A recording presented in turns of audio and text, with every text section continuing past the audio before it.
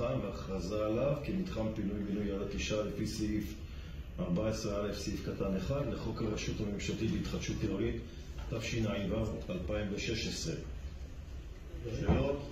כן, אני מבקש להרחיב בנושא, אני רק אומר כאן בפתיח שכונה שמבחינתנו היא קריטית, שהדבר הזה סוף בסוף יקרה. אנחנו התחייבנו שנעשה את זה בשקיפות, ואנחנו נעשה את זה. אני שמח להגיד שממש כל משרדי הממשלה התגייסו, מבינים כמה שהשכונה הזאת היא חייבת כבר לעבור את השינוי הזה, וכל גורמי העירייה התגייסו לזה, ואנחנו נעשה כל מה שאפשר. איך אתה הולך לעשות רק כי פעם? שנייה. עוד משהו כדאי. אנחנו כולנו נסתכל על השעון חול הזה, וכולנו נרצה לראות שזה קורה כמה שיותר מהר, ואנחנו נעבוד מאוד קשה. אייל, תרחיב בבקשה, אבל זה ברמת אני אעשה את זה בדקות. כן, אני אעשה את זה קצר, וגם נמצא לו פה סיגל דיאמנט וחנה חרמש, ראש המינהל ההנדסה, שיוכלו להוסיף. קודם כל, אנחנו מאוד מאוד שמחים על הפרויקט הזה ועל הערב הזה, שזו ההתחלה הרשמית. מדינת ישראל, ממשלת ישראל והעיר הרצליה בעצם מכריזות על השכונה כמתחם פינוי-בינוי. השכונה היא ותיקה, יש בה הרבה תושבים, המיקום שלה היום הוא מיקום פנטסטי, על צירי תנועה 531, דרך ירושלים, קרובה לתחנת רכבת רעננה. מי שנמצא בניגוד עניינים שלא ידבר עליו, אני שכחתי לשאול. קרובה לתחנת רכבת רעננה, נת"צ על דרך ירושלים, תהיה אפילו תחנת מטרו בעתיד לא רחוקה. הפרויקט הוא פרויקט גדול מאוד אפילו ברמה לאומית, ואנחנו רואים זכות גדולה שאנחנו ערב נאשר אותו. בעיקרון נעשית כבר עבודת תכנון לאורך זמן מקצועית של חלופה תכנונית,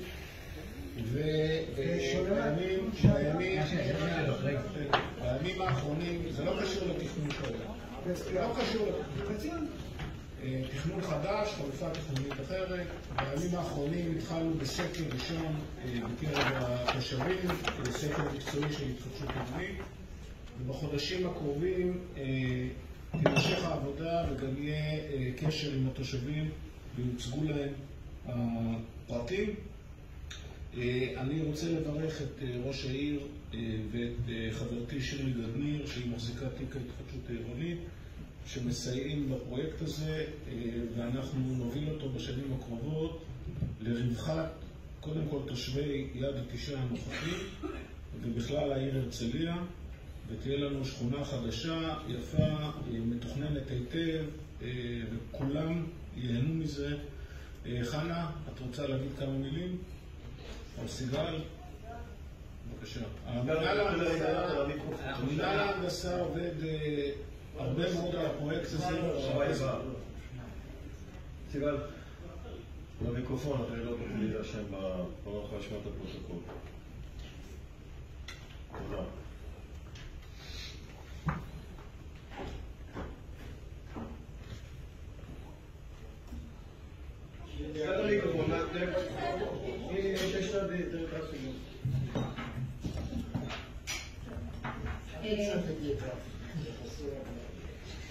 אז ככה, העירייה בעצם ניגשה לקול קורא להתחדשות של פיתוח והתחדשות של השכונה, בשביל לקדם את התכנון הזה יחד עם המדינה, יחד עם הרשות הממשלתית, תכנון משולב מגובה של העירייה, מגובה מלמעלה, ובשיתוף יחד עם התושבים, על מנת שנוכל באמת לתכנן ולייצר תוכנית ששומרת על רווחת התושבים, שמייצרת תכנון ראוי, תכנון טוב, עם קישוריות, עם שטחי ציבור ראויים, שנייצר שכונה שהיא טובה ומשתלבת בעצם יחד עם כל העיר. ואנחנו בעצם יצאנו לדרך לפני כשנה, שנה וחצי. כפי שהוסבר, נעשה פה הליך של בחינה, של ניתוח המצב הקיים, המצב ההנדסי, המצב הדמוגרפי, מי הם התושבים שנמצאים שם. אנחנו בימים האלה יוצאים לסקר לתושבים בשביל לשמוע גם את ההתייחסות שלהם ומשם בעצם אנחנו נצא עם חלופות, עם הצעות תכנוניות, ונצא עם זה לתושבים, וזהו, אנחנו מברכים על התהליך. דברים שאלות? אני רוצה לשאול משהו. אנחנו יודעים מההיסטוריה, מהפרסומים, שחלק גדול מהתושבים בארץ ישראל הם חתמו כבר התחייבויות לכל מיני גורמים. איך זה משתלב? א' עם המציאות וב' עם הציפיות שלהם. כי כבר אני מבין שזה דבר חדש. אז ככה, חלק מהסקר זה באמת להבין אם יש הסכמות של תושבים עם חברות. חשוב לציין, לא אמרתי את זה קודם, שהתכנון נעשה על ידי עירייה, על ידי ועדה מקומית לתכנון ובנייה, על מנת באמת לאזן את האינטרסים של התושבים ושל העיר, לאזן את הכל ולייצר באמת תכנון שוויוני. כאשר מי שיבצע, יצא בסוף לביצוע בפועל עבור התושבים, זה יהיו חברות או קבלנים שהתושבים יבחרו בעצמם. בדיוק. זה ההבדל. אנחנו מתקרבים פה, יש פה תכנון למעלה, רוצים, סוברנים לעשות מה שהם... זה חשוב. עכשיו, השאלה שלי, התושבים שיש להם, שיחתמו למישהו, ומה... אז אני אסביר. לגבי החתימות. כן, אז קודם כל, תושבים יכולים לחתום בעצמם. יש תהליכים מובנים בחוק לנושא של הסכמות עם חברות. בסדר, אני רק אשלים. כאשר במסגרת אותו סקר אנחנו נבין איפה יש חתימות, איזה תושבים, באיזה אזורים בשכונה חתמו עם איזה שכונה, ואנחנו ניקח בחשבון כמה שניתן, בסדר? בסוף תכנון זה הליך של הרבה איזונים, אבל כמה שניתן, ניקח בחשבון גם את נושא של הסכמות עם חברות, כי בסוף יהיו פה כמה מתחמים שכל מתחם יוכל לצאת לביצוע. בסוף לשם, כי השכונה לא תוכל להימחק ולהיבנות כולה בהינף אחד, יהיו פה מתחמים, והנושא של ההסכמות יילקח בחשבון בחלוקה. כמה שניתן כמובן בהתאמה לעוד היבטים תכנוניים שיהיו בהליך התכנון. אני רוצה גם להגיד משהו, קודם כל זו שאלה מצוינת, זה באמת אחת הבעיות, כעורכת דין שעוסקת בתחום הזה, אני יודעת שזה באמת אחת הבעיות הקשות שמתחמי פינוי-בינוי ושתוקעת הרבה מאוד מתחמים, זאת אומרת העובדה שקבוצות דיירים חותמות ליזמים שונים, ולא רק יזמים שונים, גם כמו מאוחדים שונים וכו'. ולפעמים זה באמת יוצר בעיה, ואני יודעת שממש בימים האלה מתגבשת איזושהי הצעת חוק כדי לפתור את הבעיה הזאת במתחמים. הצעת חוק שמקדמת את הרשות להתחדשות עירונית, אני יודעת בזה מהצד של לשכת עורכי הדין, אני גם חברה בוועדת התחדשות עירונית של לשכת עורכי הדין, ומחר מתקיים דיון בחוק הזה שאמור לפתור את הבעיות האלה של דיירים שחתמו ולעזור להם להשתחרר מחוזים כאלה שיכולים לתקוע את המתחם כולו. אז זה באמת, פתרון הבעיה הזאת תהיה ברמה הפרטית, כי זו בעיה מוכרת. אני רק רוצה להגיד מילה ולנסות לסכם את העניין. אחד, זה יום חג. שתיים, אנחנו גאים שממשלת ישראל, על ידי הגורמים המקצועיים של השותפה, עם העיר הרצליה בנושא, נעשית עבודה על ידי אנשי מקצוע מהטובים ביותר שיש בארץ, עם ניסיון אדיר. לצערי, יש פה שלטים, כשעוד לא הצגנו כלום. עוד לא הצגנו תכנון. שנייה. צריך לחגוג היום. הולכים לחדש שכונה של אלפי תושבים, לעשות תכנון נהדר, בשיתוף עם התושבים, עם סקרים, עם הצגה. אני מציע לתת לתהליך להתקדם ולתת לתושבים לשפוט את מה שהם רואים וליהנות. אני רוצה לסכם ברשותכם. סליחה, רק שאלה, היועצת המשפטית. גלילה היא אדריכלית, וגם לי גם כן. לא צריך, אני אענה לך. כל מי שיושב פה בחדר חתם על הסכם, וצריך, על הסדר ניגוד עניינים, כולם. אני לא בטוח שאתה עשית את זה.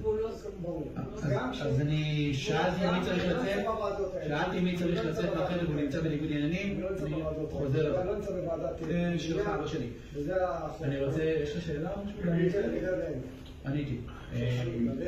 עוד שאלה אחת לגבי הנושא עצמו. מה שאתה אמרת פה עכשיו, בעצם גם זה מה שאמר ראש העיר הקודם.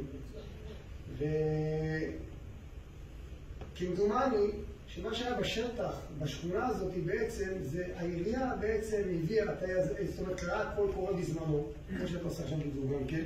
לא. זה לא לא. שנייה, אין בעיה, זה אחר, בסדר, הבנתי. אז אל תגיד שזה אותו דבר. סליחה, הייתי, הכל בסדר. ומה שקרה בפועל בשטח, זה שפשוט, יחד עם עובדי עירייה גם כן, יצרו פעילות במתנ"ס כמדומני, להחתים את השכנים, את הדיירים. השאלה מה יהיה שונה עכשיו? סיגל תסביר. השאלה שלך מאוד חשובה, כי מה שקרה אז לא יקרה עוד פעם. השאלה שלך, אני מסכים לך לגמרי. זה אותו תשאלה, זה אותו תשאלה. תגיד, לפני שסיגל, אני עכשיו אומר, מתחילים דבר חדש. עכשיו אני מדבר מבחינת העירייה, וטוב שהיא מתחילה, וטוב שיש את הגיבוי של החברה הממשלתית. אבל אנחנו צריכים לקחת את העירייה, אני לא מדבר כרגע על תוכנית של תכנון כזה, אלא לבוא אל התושבים ולהסביר להם,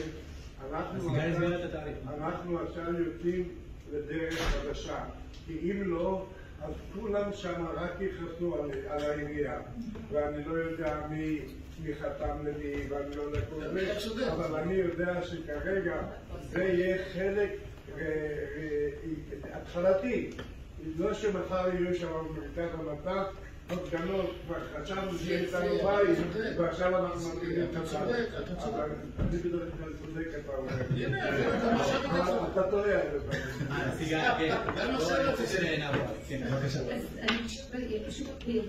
מי שמתכנן את התוכנית זאת העירייה בשיתוף עם הרשות הממשלתית להתחדשות עירונית. מי שבפועל יבצע את הפרויקט זה יהיו יזמים או קבלנים שיבחרו על ידי הדיירים. בתהליך העירייה בשיתוף עם הרשות שכרה מעבר ליועצים המלאים שצריכים להיות בתוכנית אדריכל, יועץ תנועה, יועץ נוף, גם חברה ליועצים חברתיים שהתפקיד שלהם זה ללוות את התושבים בתהליך. שזה אומר לעזור בהתארגנות, לעזור בהסברה, לעזור בשיתופי ציבור, לקיים סקרים, לקבל את כל המידע התושבים וגם לתת מידע ושקיפות לאורך כל התהליך.